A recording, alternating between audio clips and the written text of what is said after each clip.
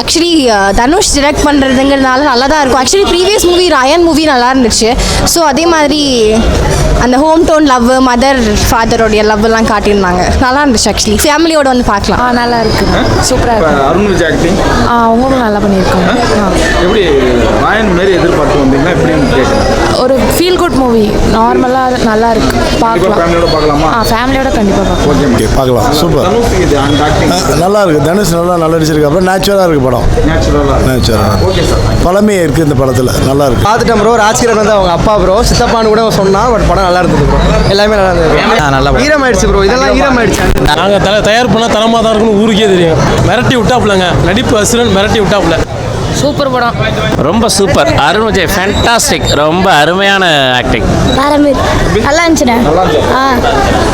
படம் நல்லா எமோஷ்னலாக இருந்துச்சு. ஓரளவுக்கு ஃபேமிலி ஸ்டோரி, எல்லாரும் வந்து பார்க்கலாம். ஓரளவுக்கு நல்ல படம் தான்.